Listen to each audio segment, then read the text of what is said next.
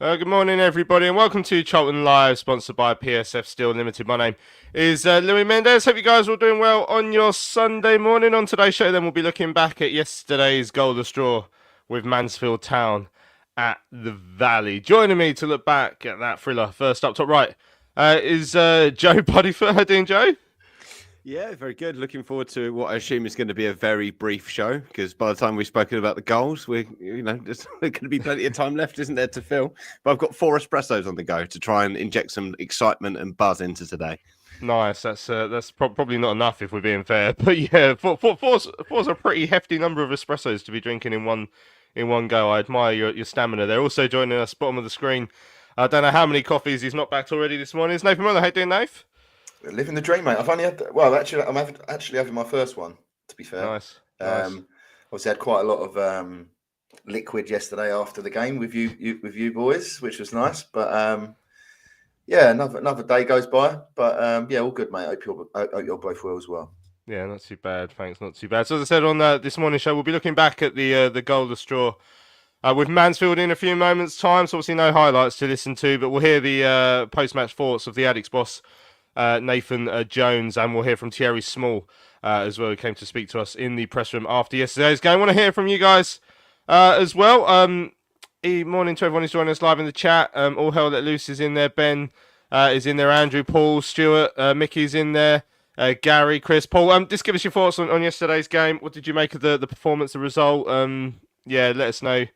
Where do we go from here? Sort of season's petering to a close now in December, which is a bit concerning. But yeah, let us know your thoughts. You can email us, studio@charltonlive.co.uk. You can tweet us at charltonlive. Or the best thing to do is to add your live comment in the chat. As I said, Joe, no highlights to look back at from yesterday because there was no goals. So what should we say about yesterday's game? Goalless draw. Had a couple of chances. They had a couple of chances. And everyone went home at the end of it. I was going to say happy, but that would obviously be wrong, wouldn't it? I thought you were just going to leave it and then everybody went home. Yeah. And to be fair, that and half time were the highlights of the day, weren't they? We were outplayed, I thought, by Mansfield for most of the game. I thought they moved the ball a lot better than us. I thought they had better patterns of play than us. Rinse and repeat the comments we've said after every single game for the entire season. But it's just a little bit, it's depressing, really. I don't think that and I've not spoken to anyone of late who can name a period where we've been watching a team that has been as bad as this for as sustained a period as this. And, we're playing teams that are not in great form.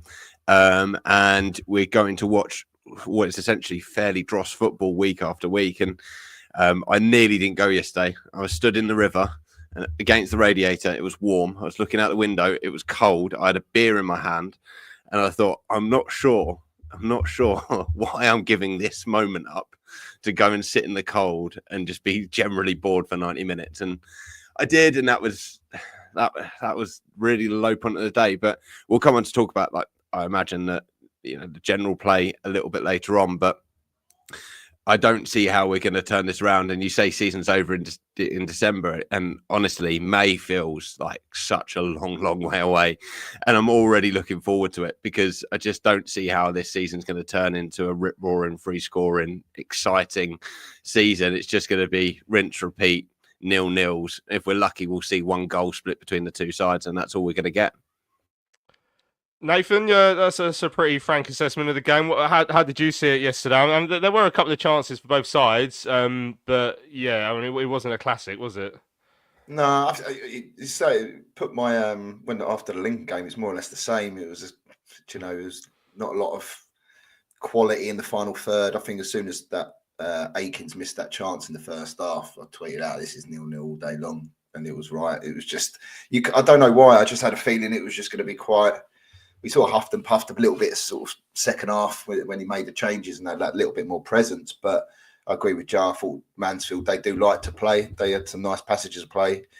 And as per usual, Walter is wet and Deji Oshalaja has an amazing game against Charlton usually. Or he's always either has an amazing game, scores, or there's some sort of controversy. But I mean, your tweet at the end of the game was uninspiring, pretty summed it up without being too negative. But I'm actually counting. I'm not counting down to Christmas in December. I'm actually counting down to the transfer window more, in the slight bit of hope and positivity that I'm trying to cling on to for the rest of this year. But it wasn't a great watch. The sort of feeling around the stadium, there was a little bit of edginess, which I know Nathan said as well, and everyone just feels a bit like we go again, sort of thing, hoping that the car stops stalling and we actually start and put a performance on. But we're so far in the season, if it hasn't started yet, you're pretty clutching if you think it's going to happen with this group of players at this point in time. I mean, talk about some of the chances we saw then yesterday. I mean, the big one for us in that first half, and probably the only real clear-cut chance, was the one where Anderson was played through by TC. And yeah, I mean, he took a pretty dodgy first touch, and that seemed to spurn the opportunity for him, Joe. Yeah, he took an awful touch with one foot. Sorry if there's some noise in the background. He got an awful touch with his right foot that then led to an awful touch with his left foot, and the ball just rocketed away. But when the ball was played to him, like I don't think I'm the only person in the stadium that was like, "Oh dear." Because he's not for me a natural footballer, and I don't think he's necessarily one for this level. But that's a half decent opportunity that we carved open, and we really should be looking to capitalise on them, especially if we're going to be a team that's going to create very little during a game. We need to make the absolute most of everything that we do get. But I thought that was actually probably less clear cut than the three chances that they had, with Akins at the other end being the best example, where somehow from the edge of the 6-yard box he managed to find North Upper. But yeah, not a great showing all round from both sides in terms of decent chances and trying to take them. Yeah, I mean, we sort of were living on the edge a little bit with a couple of the chances that Mansfield had, Nath, particularly that Akins one's a Blake Tracy. I mean, it's something that was always going to get picked up early, but obviously with TC playing at wing back, there was always going to be a little bit of that space on our right, and Blake Tracy was in behind a couple of times on that left, and it was his cross that fell to Akins, who I think he scored against us a couple of times before, but obviously was in danger of knocking someone out sitting up at the top of the cupboard in there in that effort in the first half. But yeah, we for all the defensive solidity that we have overall, we did actually give up a couple of decent chances yesterday. Yeah, he did, and as you say, in terms of TC, I think that's the risk you've got to try and take with the current, because Kane and Tenay is out, or Tenay, however you say his name. I think you have to sort of risk that. Otherwise, whereas TC's really the only one with raw pace at the moment, apart from Thierry. But if he's not in the side, we're then quite one-dimensional, and I just don't want to see, putting Reg out there as right wing back or something, because he doesn't offer anything going forward. At least with TC out on that right-hand side, there could be opportunities where he could, get the ball at his feet and drive at defenders, which again, we don't have many players that can drive with the ball. So you are going to give up space in behind. I think you need to take that risk at home. I think maybe a little bit different away, but yeah, it was that nothing really happened. Really, we were always going to give up chances on that sort of side. But again, I know they had a couple of chances, but again, I didn't feel like we was going to I didn't think we performed badly defensively or anything apart those chances, but we're always going to have chances against us, always. But it was just a game of any real no real quality. Don't remember getting excited really, apart from the penalty sort of claim. And that was sort of summed it up really. So I'm proper clutching, mate, to be honest. To be in terms of trying to find positives. I know it was a 0-0 and it's another point in the ball, but I'm just going to go, we'll write that one off and we'll go again on Saturday. Hopefully the car starts, and then we go on this unbeaten run, go up in the playoffs, happy days, Palace get relegated, and then everyone's a winner, aren't they? So you never know. Stranger things have happened. Yeah, it's turning the show into a science fiction now, then, Nathan. Unfortunately, but yeah, just in terms of other chances, I mean, this is really one of those games where there weren't a great deal to talk about. At the start of the second half, we had probably our two best chances of that period. And that was probably the moment in the game where we were on top. I think the first 15, 20 minutes I'd suggested the second half before it did really peter out, and they both fell to Miles Lieben again. I mean, the interesting thing about all three of these chances, by the way, and I was saying this to you guys in the pub last night, is I think in the press room we were saying I felt like TC didn't have his best game, but all three of our chances came from Tyrese Campbell's. It was his ball through for Karoy. It was his lovely touch through for Lieben that he missed, and it was his cross. I think Lieben flicked onto the post or the crossbar. But yeah, that first one in particular. I mean, Pim closed the angle well, and by the time Lieben got there, he's ended up slicing it quite far wide. I mean, I don't know. Back in the day, you maybe expect Miles to be taking chances like that. Yeah, well, from my angle in the East Stand, there was two chances. There one in the first half where it rocketed just past the post, where we were sat there going, hang on, where's the ball gone? And Lieben's was exactly the same. Like, we were all expecting it to nestle into the top corner, and then when it didn't, it took me ages to work out where it had actually gone, because it seemed illogical that he wouldn't finish it. But it's a lovely flick through. The keeper, I don't know what he was doing. He had a bit of a moment. He stayed and then he came. So if he did close the angle from your side, if you could see that a bit better, then all credit to him, because he definitely made a mistake right at the start there. But we need to be taking chances like that if we're going to be a side that it creates so little, as I've said already today. But it's really difficult, I think, for the likes of Lieben. If you know you're probably going to get one chance all game, and then you're running through one-on-one, in your head has got to be, well, I better score this. Like, you can't, it's going to be your one for the day.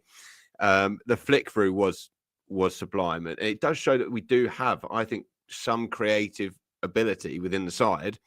It's just that we don't harness it enough, and we can't harness it enough, and we end up therefore creating very few opportunities that then, when we spurn them, they become the biggest talking points of the day. And as you were saying about Tyrese Campbell, I thought actually he had a pretty good game yesterday, considering he's not a wing back. And I said the same about Corey when we played him at wing back. Yes, he's crap defensively.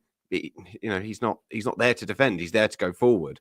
You'd be much more critical if it was Thierry Small that was struggling back and then still creating three chances. You'd be like, well, you've got to do your bread and butter first. But they identified that and they exposed it well in the first half. And I think overall, TC, for being a player out of position, did really well. Yeah, and then so after those chances, I felt like it did sort of peter out. I mean, we had the penalty shout for Lieben. I can't remember if that was before or after those chances, but looking back at it, I assume the one we're talking about when Nathan mentioned it in his interview was where Oshalaja tries to shepherd the ball out. Lieben keeps it in. This is on sort of the northeast corner of the pitch and in the penalty area. And basically, Lieben, I've watched the video back a couple of times, and Lieben has his hand on Deji's shoulder to lever himself back into the penalty area first. So actually, Lieben sort of initiates contact there, but then Deji does. So I could see how the ref could argue it was 50-50, but I don't know, Nath, did you have a separate view on that? No, I mean, so at the time, obviously, as you do, because obviously I'm F block, so I'm a bit the other side of it, but I thought straight away that it was a penalty, but as I naturally would. Then I watched the clip, and then I look at it and go, well, he's not made no attempt to win the ball at all. So for me, that's a foul. But then I have seen the bit with Miles. And in fairness to the ref, I thought he was quite okay yesterday. I didn't think he had a bad game. I could see why he didn't give it. But again, I wouldn't be surprised if he did give it, if that makes sense. But again, I can see why. But again, I don't think we deserve to win the game, in my opinion. But it's draw written all over it. But I can understand the decision. I'm with you on that. I think 6 of one, half a dozen the other. Yeah, well, I think we're clutching a bit there. I mean, as Paul says, the Deji and Miles incident was right in front of him, 50-50. Yeah, that's the way I saw it. Yeah, and Adam says the same. No pen for me. Leeburn pulls him back. In the game, I don't think I even tweeted about it. It didn't even look like that. Like it was a question mark to me. It's just like a bit of 50-50. But like, definitely when I've watched it back, I was like, yeah, that's Leeburn's clearly put his arm on his shoulder first. Yeah, Paul said Clive, the guest on Thursday, was quite right. He was the one who told us to get a grip. Mansfield play nice football. They seem to be in sync, and there always seems to be a man in support nearby, unlike our Diags and crab-like Crossfield balls. Yeah, what did you make of them? There's been a couple of sides we've played recently. I'd say like maybe them, maybe Crawley, who overall look like they can move it about with a bit more purpose than us. Joe, like clearly, I think we were Lincoln and yesterday we're trying to move it about a bit now, but it's like. It's that purpose or it's that end product that's sort of still missing for us. And for them, they got like a couple of chances from it. And their finishing was woeful, and that's probably why they are sort of on a 5-game losing streak before yesterday.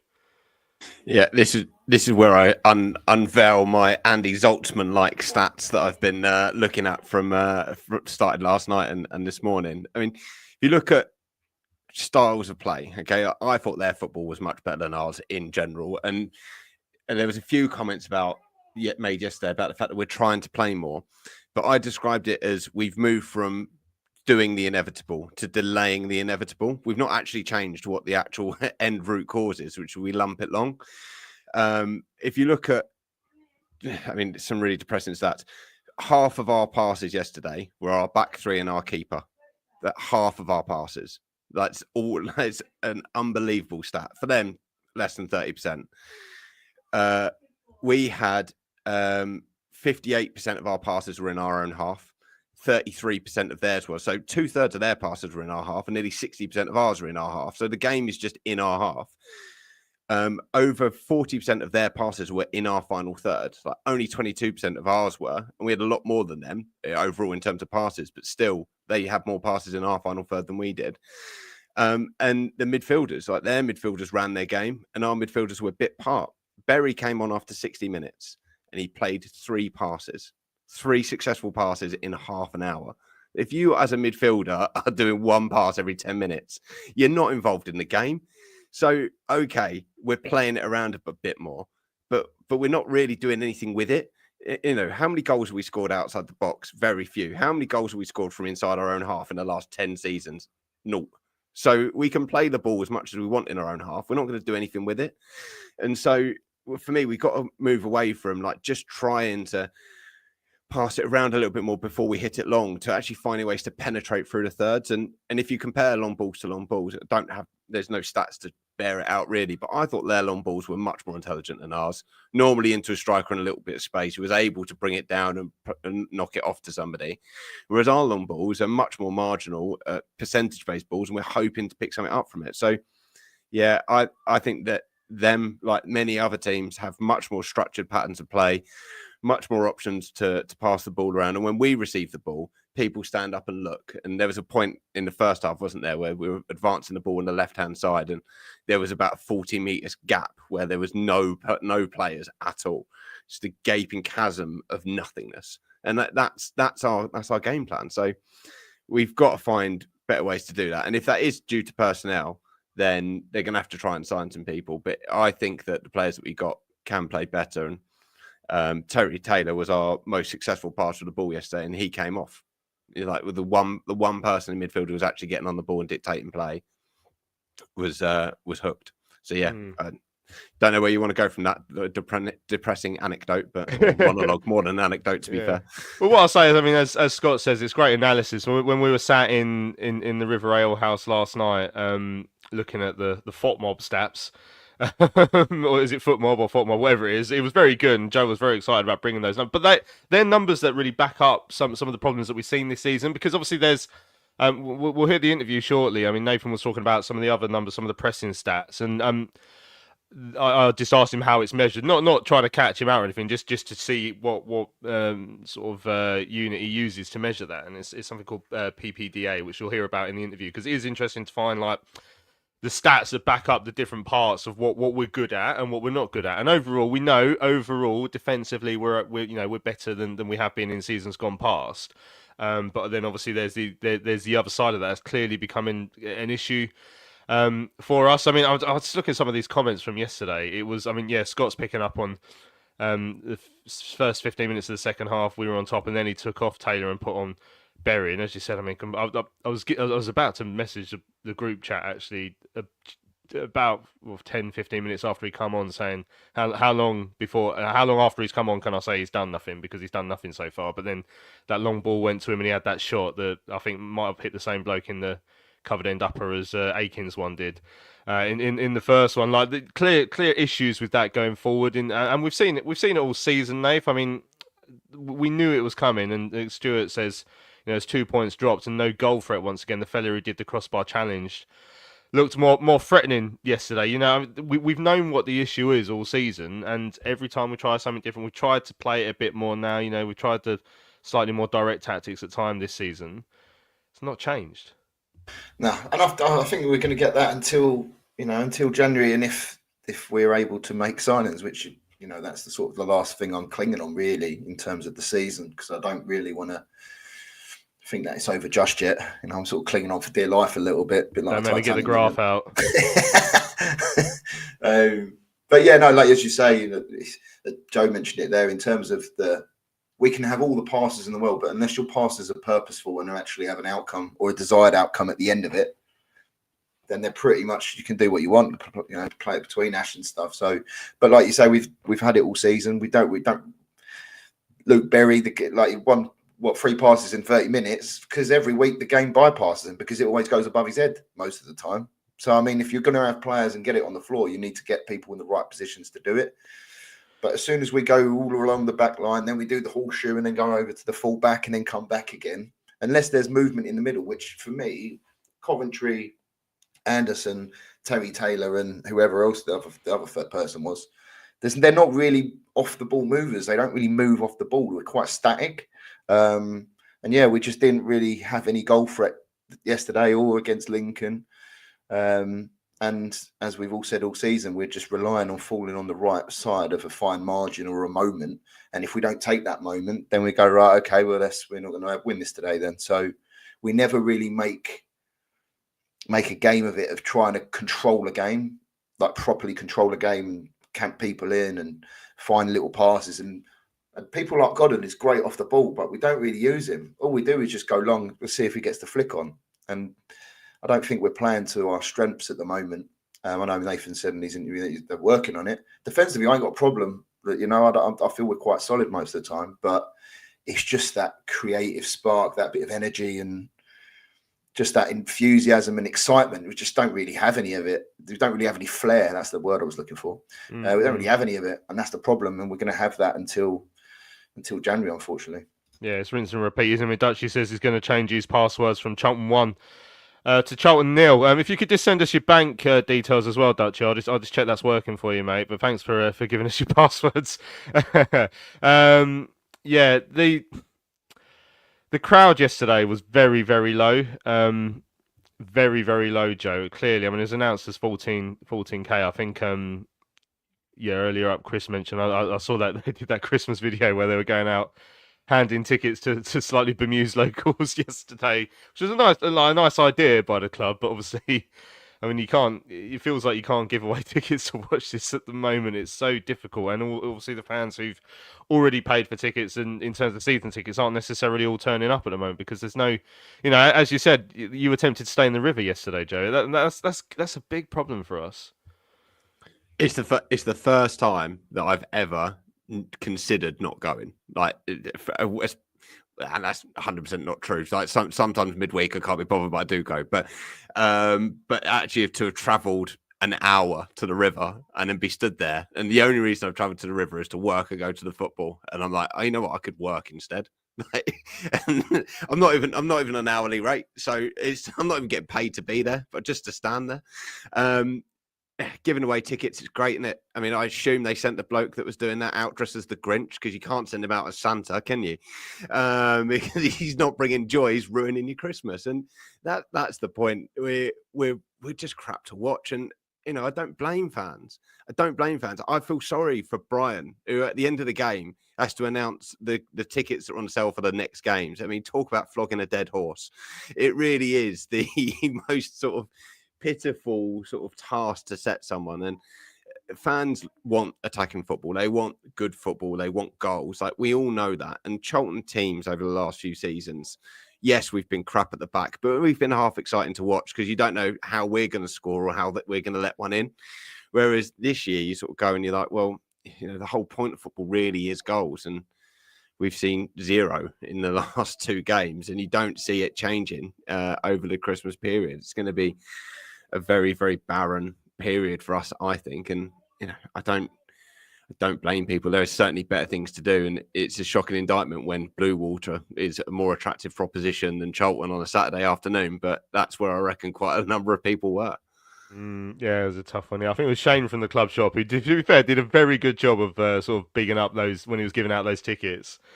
But yeah, he's sort of flogging a dead horse there to the people. There's probably people who live around that's never heard of us nowadays. They were in the Premier League about 30 years ago or something. Yeah, right. We've still got loads of your messages to come to. I think we'll hear the post-match reaction from Nathan Jones now, and like I said, we've still got loads of your tweets and emails and comments that we want to hear from as well. But let's hear what Nathan said to me after the game. Caught up with the Addicts boss. These are his thoughts on the goalless draw with Mansfield. Draw with Mansfield today. How did you see it? A lot of positives. Some things we can definitely do better. First off, I didn't think we gave ourselves a platform. We tried to play. We were really expansive first off. We really tried to play through them because we felt we could hurt them that way by going through the middle and then having pace out wide. We didn't get hold of it well enough. That's why I made a change at half time. We were a lot better second half, created more, we're a bit more front-footed in terms of stuff. But just disappointed we didn't demonstrate enough quality, from a lot of situations to have won it. But positives are once again we've shown we're a very good defensive unit. Limited them to very little, and that's the frustration really. We couldn't capitalise on another clean sheet. Has that been the story over the last few weeks in terms of taking chances, not showing that quality when you get there? Yeah, it has been. But look, it's not for one to try and you've got a group of players that are working really hard, that are pressing, that are working, they're putting their bodies on the line and are trying. And we've tried to really play and be expansive today, have more possession than Mansfield. And Mansfield are a possession-based team, and we've had, a lot more. We've created 3 clear-cut chances. We should have had a penalty, like the one on Miles in the second half where he gets pulled back is a penalty. If that's VAR, it's a penalty. So lots of things really, and look, it was an edginess as well, which the players are handling, and I understand it because fans want more. They want to see they want to see more chances. They want to see us, score goals and so on. And we're working religiously on it. But a lot of positives come today. And this is a young side. And right at the end, I couldn't get any more attacking players on the pitch to try and win that game. So it shows that they are giving me everything. You said you made that change at half-time, brought Leeburn on for Gordon. What was the thinking behind that? I just felt we didn't have a presence. We had 2 the similar size, and so we couldn't really have any physicality up front. We had to be really pure in terms of how we played to get through because it's 2 5'8", 9, 10 centre forward. So I never felt we had any presence up there. The pitch was very, very sticky. Pitch was, it wasn't really conducive for being really fluid as it's been in recent weeks. So that hindered a lot of our play. But look, I'm proud of how brave we were because we tried to play constantly, tried to create. We did create some really clear-cut chances, just didn't take them in the end. It's 1 win in 9 now in the league. Obviously, you've spoken about the need to try and pick up. 2 in 10. Yeah, 2 in 10, 1 in 9. Yeah. Well, that's just gonna. Yeah. So yeah. I get the stat. I get the thing that we say. And look, we're not happy with that. We're not really content with that. And we know we need to be better wins wise.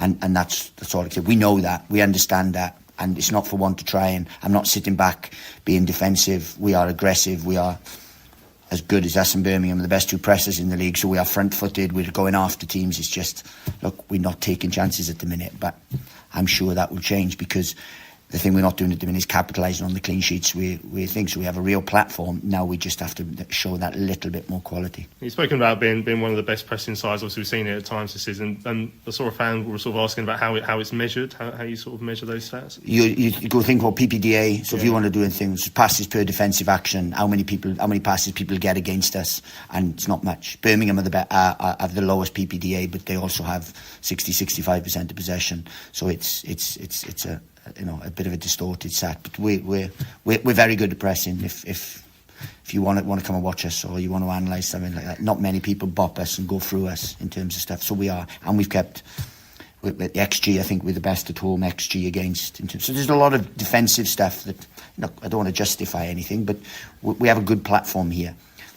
At the minute, at times you only need one to win a game, and we're not marrying the clean sheet with the fluent performance. When we do score, we've conceded, and when we haven't conceded, at times we haven't scored goals, and that's why we are in the position we are. In fact, you mentioned clean sheet is another one. That's another tick in that box. Well, look, we can't keep harping on, but that's we're not a defensive side. We don't sit back and allow teams to have possessions. We go after everyone. Like we press, we go after people, we're energetic. It's a young side, it's a side that's evolving, it's a side that's signed a lot of new players, and they have to find their feet here. At the minute, we're in a tough moment, and we've got to come through that. But we're not losing. We're close to being a very good side. In the league, we're close to being a good side and to getting results. You look at others, some people are taking chances, some people are conceding far more than us. At the minute, we're doing one side very well, and the other side is still a work in progress. Yeah, speaking about being close to being a good side, how quickly can that change in terms of, because obviously it's going to have to happen sooner rather than later. It is going to happen sooner or later, and we are trying everything to do. I mean, whether it's system, whether it's personnel. We finished the game, I've made as many changes as I possibly can. There's as many centre forwards, front men, wide men, attacking players, pace, as much as they possibly can that I have in the football club out there today. I didn't leave any striker on the bench. Chucks is coming back, so he's not ready yet. But everyone, we're trying to win a game, trying to win a football game, and that's what I'm proud of today. Because I'm proud of that performance today. Not that we were fluent and we won the game, but the work rate in difficult conditions, one, the pitch, two, just a little bit of the edginess, which I understand. I'm proud that they stuck at it. They were brave. They tried to play. They tried to play on a difficult pitch. They tried to create chances. On another day, we would have. PSF Steel Limited is a trade supplier of steel fabrication and erection services to the new build, construction and refurbishment market in southern England. With their unrivaled depth of experience, they excel at providing their customers with high quality and cost-effective steel fabrication solutions. Their customers include national and regional house builders, such as Barratt Homes, Bellway Homes, the Vistry Group and Taylor Wimpey. They pride themselves on their service-based ethos and commitment to customer service excellence, which includes full technical backup and on-site services and support. If you would like more information, go to www.psfsteel.co.uk. That's www.psfsteel.co.uk. Hello, fellow addicts. I'm so excited to tell you all about our micropub, the River Ale House. The River Ale House is based in East Greenwich. It has 6 Pub of the Year awards, an ever-changing selection of amazing beer. It's owned by Charlton fans, walkable to the ground in just 20 minutes with buses that go direct to the Valley too. If your matchday routine includes a drink with your friends, you must join your fellow addicts in the River. See you soon. Well, welcome back to Charlton Live on your Sunday morning. We're looking back at the goalless draw with Mansfield. Just for the break there, we heard from the Addicts boss, Nathan Jones. It was a bit of a weird one, to be honest. You'll see when I said 1 win in 9, which is sort of the way you do the stats. Like if you've only won 1, then you go, or then you say, well, it's 2 in 10. If I was a bit quicker, I would have gone, well, it's 2 in 13 if we're playing that game, or 6 in 19, whichever way you want to look at it. I mean, it was a slightly weird one. But what did you make of the man? I don't think it's anywhere like 76 Rufus sort of said in the chat. How long before he refuses to talk to me? There's none of that. It's not like that at all. I don't think either of us feel like that. He just. I mean, he said he was proud of the performance at the end there, Joe. I think there's obviously some sort of people management element going on there because he can't overall be proud of how we're doing, and I don't think he is. He says there's still stuff to improve upon. Yeah, he said a lot yesterday, didn't he? I mean, the 2 in 10 wound me up as soon as I saw it, because I was like, and what? It's a hardly 20% win ratio. It doesn't get you anything. It keeps you out of the relegation zone, perhaps, if you're lucky, but it's not a great stat. He said to Charlton TV that he doesn't build defensive sides; he builds attacking sides, goal-scoring sides. And it's like, well, I had a look at his last 213 games. So, if he wants to round up to 214, maybe his stats will improve slightly. But I don't think they won that 200-0. So probably not.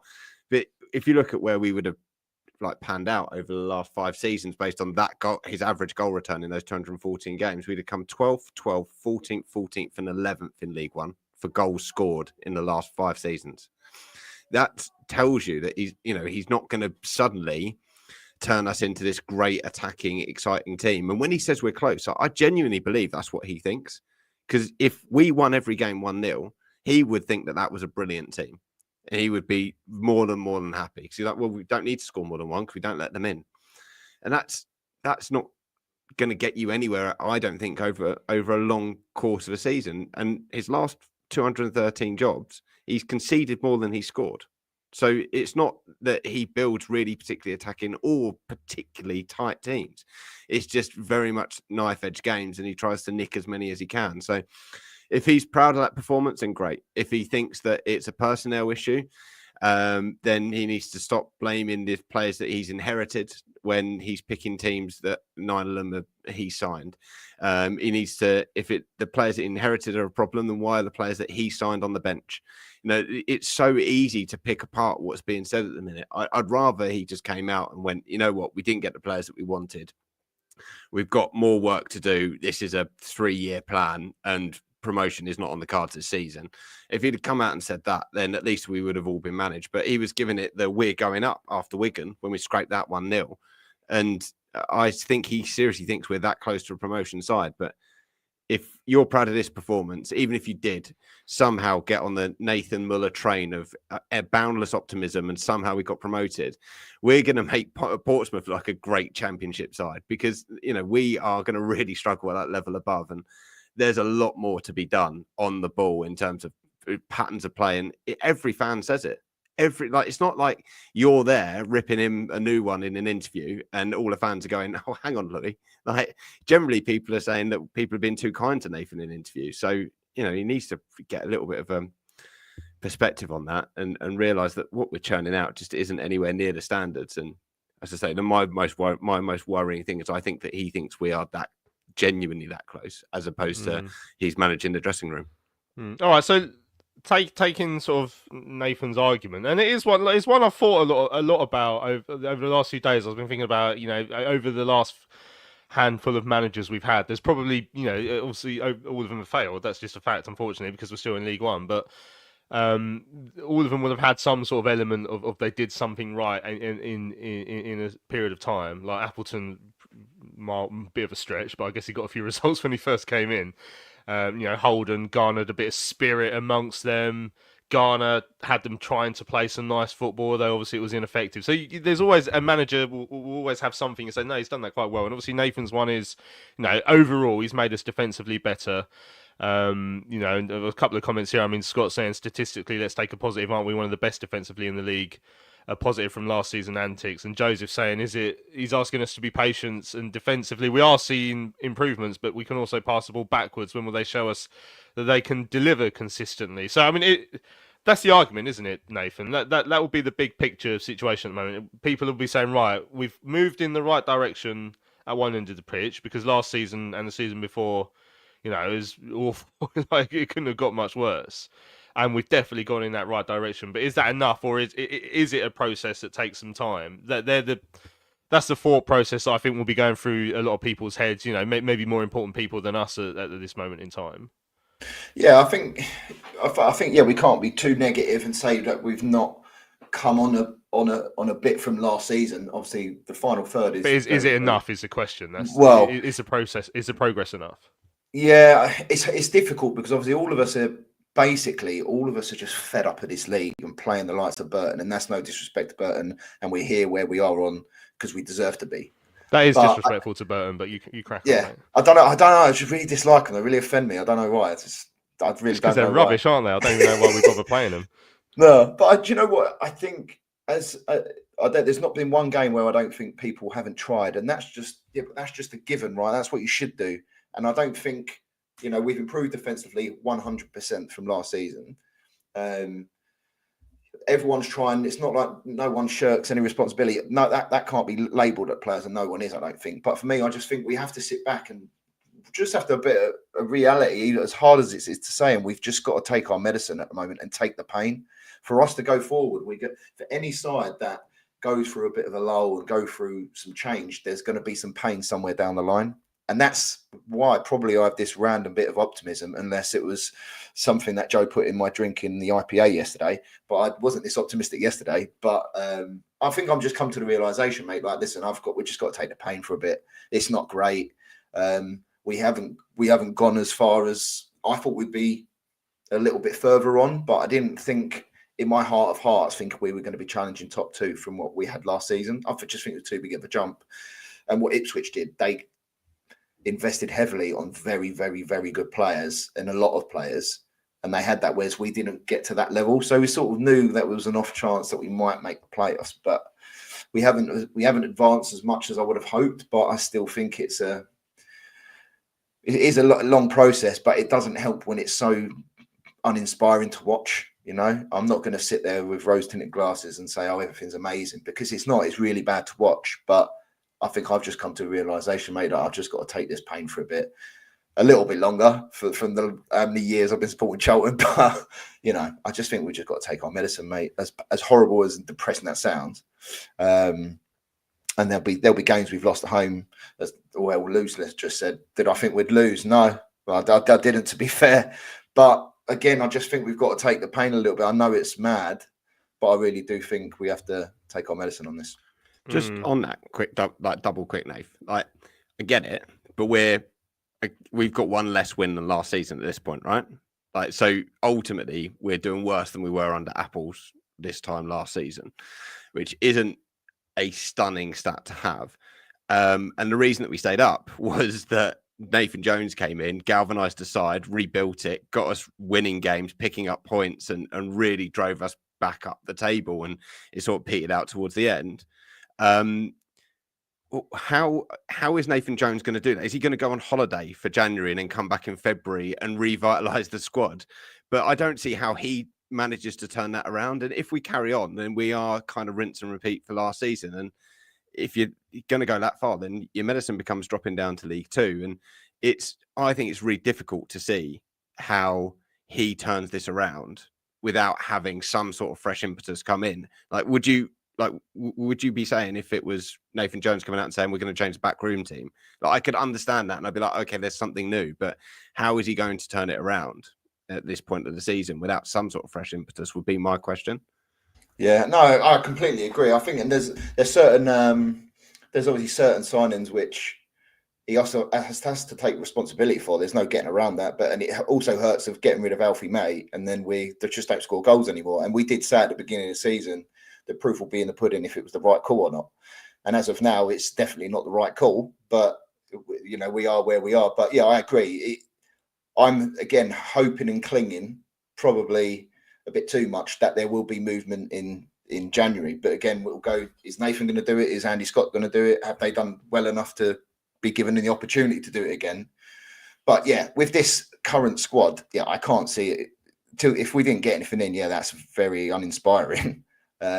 But surely everyone at the club, including Nathan, knows that we need to change it. We need not rep it up and start it again, but at least bring better quality to give us chances in games, because we're just not good enough in the final third. We're just very industrious and very beige. You know what I mean? So we just need to, surely everyone knows that we need to make changes in terms of that. I don't think we'll go down. I really don't. But I just think a couple of windows takes a lot of time. It takes a lot of time to get rid of a lot of dead wood out of this club, because it's just been accumulated over so many years. It'd be interesting to see how that January transfer window goes and how much appetite there is to spend money or opportunity to spend money, whichever. Like we'll see what happens. But yeah, I'm not really sure what that's going to look like at this moment. I mean, Chris was asking how long do we have to put up with this dire football though. You know, you're taking your medicine, but yeah, that's part of it. Yeah, Paul said he saw some Bolton fans moaning they're better off than we are by a fair bit. Yeah, I mean, Bolton's a whole other conversation at the moment, but their manager seems to be going through like a win every 3 or 4 games. It just about keeps people happy. But yeah, they are higher up in the division than us. I mean, yeah, I was we were talking about the manager there. I think Luke further up said he's made us defensively better and saved us from League Two. I still want to give him some time, but I don't even know why. Stuart says, 18 goals in 19 league games. You never go anywhere when you're scoring less than a goal a game. Paul said last week he included the pre-season win against Pompey in his list of supposedly good performances. That's the side that's coming straight back down. It's absolutely ludicrous. Yeah, Jason says, I tend to agree with what Nathan Muller said just there, but it doesn't make the Saturdays and Tuesdays much better. I was hard travelling from Norway to watch this team. 4th game this season, and sad to say the last year. I mean, I struggled travelling from Sidcup, to be honest. Tasha's here. She says, I think we were always going to need at least this season to build and then go for promotion next season, but Nathan doesn't help himself with his post-matches and his ex-Luton signings. Questions to ask of the board as well. I mean, we spoke a little bit about, obviously, Gavin Carter's new role on Thursday's show. Obviously, it is effectively to have a closer look at the management inside the club overall. And that's not just obviously Nathan, although we will have conversations with Nathan, but it'll be conversations with or keeping an eye on and marking the homework of your Charlies and your Jim Rodwells and those sort of people. So, yeah, plenty of stuff to do. All hell let loose says it'd be nice to hear the thoughts of Gavin Carter get it done. Yeah, maybe we'll see if he fancies coming on at some point to have a chat. Right, we've still got your emails and stuff. Let's hear from Thierry Small, the Addicts left wing back, came into the side yesterday, and I spoke to him after yesterday's goalless draw with Mansfield. It's a goalless draw today with Mansfield. How did you see the game? It was a tough game. We had to, dig in, and I thought that performance-wise, I think it was positive. I thought that the lads, we created decent chances that I feel like if we were a little bit more ruthless, we could have took them away.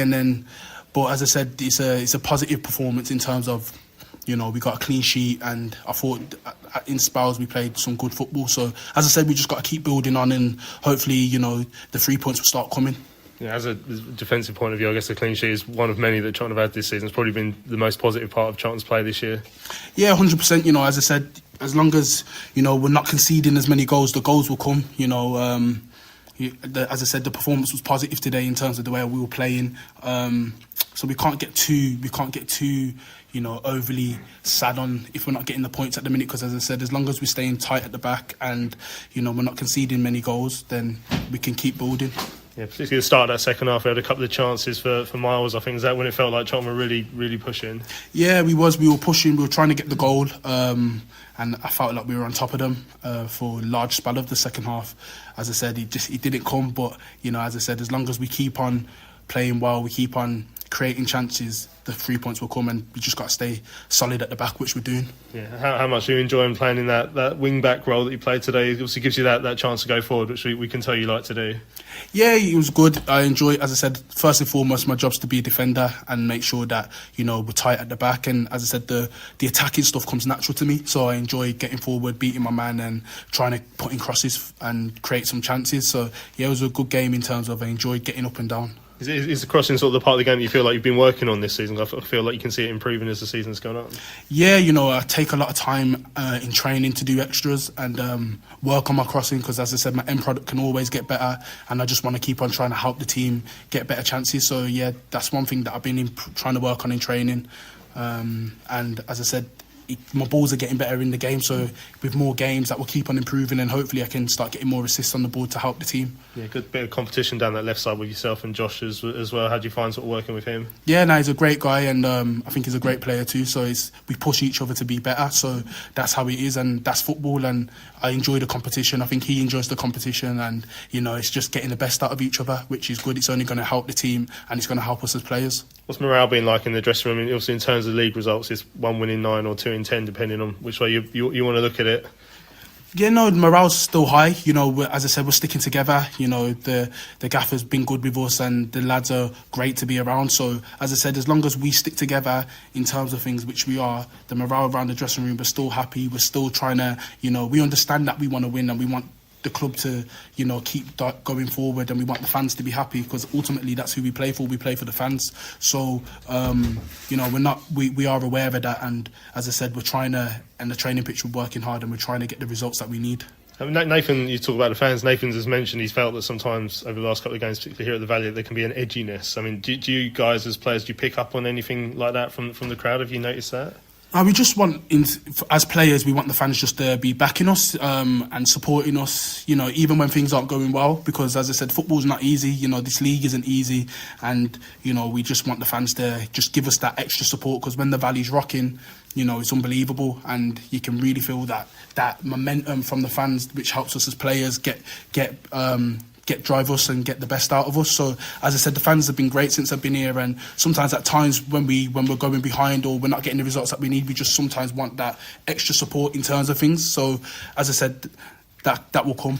Yeah, Nathan's spoken a lot recently as well about he feels like the side aren't far away from being a good side. When you guys are out there, what do you think that needs to sort of step up a level? As I said, you know, we're getting the performance as a whole is getting better, so that's the most important thing. So, as I said, we need to start finishing our chances, but that will come. You know, that will come with confidence, and that will come when you get the one. You'll start to see that they'll all keep on coming in. So, you know, we're not putting too much pressure on it, and I'm sure the strikers they love scoring goals. So, you know, it's not like they don't want to score. It's just that, as I said, we just need to be a bit more ruthless at times, which is understandable, and we will get there. Yeah, I mean, obviously in terms of playoffs, it's going to take a bit of a run now in that second half of the season of results. I mean, is there still confidence in the squad that you can go on that sort of run? 100%. You know, that's what we're aiming for at the start of the season. And even though we've gone through a little bit of a rocky patch, we're still aiming for that now. And as you said, with a run of games and a run of wins, we can get that. And there's a good morale around the dressing room. That's what we're aiming for. And just finally, just with your contract situation, I was trying to remember. So in the summer, I think you had a 1-year extension triggered, and there was still maybe another deal on the table. What's the latest with that going on? Still undergoing negotiation. Yeah, I mean, have you thought about it? Do you think this is a place you'd like to stay, or is it still? I love it at Charlton. As I said, you know, they've got a history of developing young players. So, as I said, whatever happens in the future will be. There we go. Thierry Small not giving much away on his contract situation. He's probably not in as strong a position as he was in terms of the summer, because he had a bit of a slow start to the season, Jay. I think whereas Josh Edwards was almost the obvious pick ahead of him at the start of the season, I think since his injury and since he's come back, I think there's probably a bit more even now. And Thierry, I do feel Thierry's come on a little bit this year in terms of his crossing. I still think there's obviously room for improvement, as he suggested there. But as Dudley points out, you know, he's really pleased to hear that Thierry's balls are getting better. Yeah, we're all relieved about that. But I think what he has, which we desperately lack in this side, is a bit of pace. And case in point, yesterday he had his opposite number on toast, didn't he? He knocked the ball past and skirted round him, and there was a bit in the second half where they were trying to get a cross in against Small, and the player kept on knocking it. And then before he got to the ball, Small was there just waving at him again, saying, "I'm still here. Like you can't knock it past me and go around me." So he's got that side to his game, and I do think his distribution of his end product is getting better and better. But we are really, really reliant on him and TC in these sort of systems to provide all of the width and all of the options. And been a few people over the course of the season who have sort of suggested that could you play both on the left-hand side, him and Edwards, and maybe push Small a bit further forwards and try and get something to work there. And I think we've tried everything else but that. And at this point, I'm like, well, if he really likes going forwards and he wants to do that, then maybe just give it a bit of a bash and see what happens, especially if you've got both Leeburn and a Habme and the likes of Chucks coming back. Then we could maybe get something out of some decent crosses into the box. But I like both of them. I think they offer different sides to them. They offer different options on that pitch. And obviously Edwards' long throw is pretty much our main creative point at some points this season. So I think he gets in the side sometimes just on that. But Yeah, I think if having both of those, I still reckon we've got probably one of the strongest left back positions in the league out of all the clubs. But it would be nice to see it sort of building into a bit more of a total team. And as I say, when you're so reliant on a couple of players, it does put a lot of pressure on it, and it makes it much easier for other teams to sort of stifle it too. But he's definitely improving. Yeah, as Joe says, I mean, we can give it a bash and then see how his balls are after that. Spamfish picked up on a couple of something I did think that would get picked up upon, and he has. So Nathan mentioned edginess in the crowd again. So I asked Thierry what that meant to him, and he was implying they wanted a bit more from the fans. I mean, it's one of those where chicken and egg situation, but Spam saying that the fans shouldn't be needed to get the best out of the players. Why get the players to gaslight the fans' support? We need fans to get the best out of us. No, the fans will respond when you play your best. I mean, that's all. Like, it's always a question, but it's just seemed because Nathan said it a couple of times now, and obviously what Thierry feels like there's an element in the squad who think the fans could give them more, but I think it works the other way around really, because the value's great when we're playing well, and that's how it works. Like if you play well, at the start of every game they're singing. That's how it always works, and then it dies down when we don't play very well. Nate, it's got to be on the pitch first, really.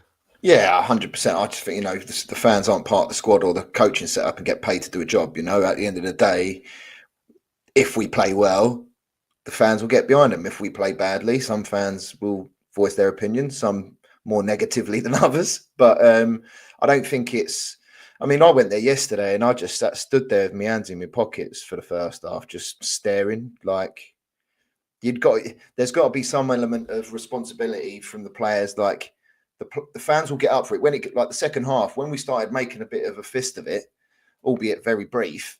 The fans started getting corners, and it started ramping up a little bit. So it works both ways. But when you're watching, and it's poor at the moment, like when you're watching that, it's very hard to stay positive. As hard as, and we all want to be positive. I mean, we all want to see the players do well, but at the same time, the players obviously are there they're the entertainers, they're the ones who are getting paid to play the game. We just go there to watch. So we're not part of the script, as it were. But yeah, I think it's always been that, is it a bit of the fans or a bit of both? But the fans do need to get behind them, when we can. But if we're not really getting much to get behind, then it's not really our fault, really. Do you know what I mean? But I guess I get what he means. But because, like you say, when it's rocking, it's brilliant, and it's good, and they'll feed off that. But we need some bit of spark, which is, I think, what we're really, really lacking. Yeah, but like I say, at the start of the game, they're always getting behind them. They're always giving that first push. So yeah, it's what happens after that. Luke says, I know what he means, but the problem is they've given us sod all to get behind this season. Scott's saying the North Upper didn't orchestrate Valley Floyd Road yesterday, but I do feel we could do more, but there's not much to get behind at the moment. As Joseph said, this is where fans react to a performance, and like I'll reiterate once again, the fans always start really well at the Valley, and then it dies down when the game's bad. That's just a fact. I don't buy that really. But right, a couple of emails came in. McSquared said we were far from awful yesterday. In fact, it was a much better performance than in recent matches, and we showed flashes of good play. Both sides were poor in the first half. Any decent chances were squandered, but defensively we looked generally pretty solid. And Lloyd Jones, who's our new Dobbo in terms of consistency, had another excellent game. But Mansfield were better organised. We were much better after Leeburn was introduced, and he felt that we should have had a penalty. I think Nathan did everything he could tactically to force a win in that second half, but our major issues were glaringly obvious again. We have no midfielders capable of producing a killer pass or outfoxing their opposite numbers. We have no strikers capable of reliable finishing. That's from McSquared. And Malcolm says, morning all I can say this morning is that it's an awful squad with no idea, no clue and no hope. Who's to blame for this? Simple. The owners, Mevin, Scott, Rodwell and Jones. This lot need to go. It's embarrassing. That's from Malk. I'm just pick up sort of one of the things the owners spoke about quite a lot at the start of the season, and Gary has sort of mentioned this here in the email, is the Valley pitch. It looks absolutely dreadful. So we've been well and truly done for 750k on that. Also, half the floodlights don't work. I hadn't noticed that, to be fair. But he says, as for yesterday, we're crying out for a decent striker. Godden was nowhere yesterday, and rightly subbed at half-time. At least Leeburn came on and made a little bit of a difference, but we're so poor. That pitch yesterday, Joe, I'm not talking about the groundsman or anything. I've no idea how pitch maintenance works, but all I do know is we spent a lot of money on that pitch, apparently, and it looks really poor. I'm not. I'm whether Nathan's going to use that as sort of like he said he struggled to play on it a bit. Wherever it is, something's not right there because it looks really bad. Yeah, I mean, it has been particularly wet, but it does look like it needs to be redone in the summer, and it was only redone in the summer itself. So it's poor. I mean, I don't know. I don't have a lot of time for Nathan Jones blaming the pitch for the football, because I think that we didn't play football when the pitch was lush. So saying now that it's sticky is causing us problems is a bit unfair. But I did listen to their interviews from Mansfield. Both the player and the coach referenced how bad our pitch is. And that's Mansfield. Like, they're hardly playing at the Etihad, are they? So if they're coming down and going, no, this is a bit grim, then we've got some problems. But again, there's nothing you can really do about that. Luckily, when the ball's in the air, the pitch is kind of taken out of the equation, and for us, that's where it spends most of its time. So hopefully, we won't have to hear too much more about it. But it'll be nice. It'll be nice to see it sort of revitalised. But at the minute, it feels like it was a bit of a waste of investment. Another false dawn. Right, lovely stuff. We'll leave it there, I think. We've got an hour out of a 0-0. Well done, us. Yeah, thanks. So thanks to everyone who's listened. Again, we know what the problems are, I think, and a lot of the comments have really articulated that really well. And so thanks for everyone who's joined in with the comments and the emails and that. That's always really useful for us and to get a good insight into what other fans are thinking as well as ourselves. So we're really grateful for that. Don't forget, check out our merch store, charltonlive.etsy.com, if you want to have a look at our mugs that are for sale. Probably worth ordering right now if you want one in time for Christmas. Don't forget to subscribe to our YouTube channel as well, or anywhere else where you see our podcast, so you never miss another episode of Charlton Live. Massive thanks to Joe and to Nathan for crawling out of their pits after our Christmas drink last night. You've done very well, both of you. Cheers, gentlemen. Yeah, thank you very much. Lovely stuff. So don't forget, we'll be back on Thursday, where we'll be looking ahead to Saturday's trip to Northampton, and then next Sunday will be our Christmas special, where we'll have the Christmas quiz. So something that'll actually be fun rather than watching the football, which will be nice to look forward to. Right, I'm Louis Meadows. Massive thanks to you guys for listening for Charlton Live, sponsored by PSF Steel Limited. We'll see you again on Thursday. Charlton Live.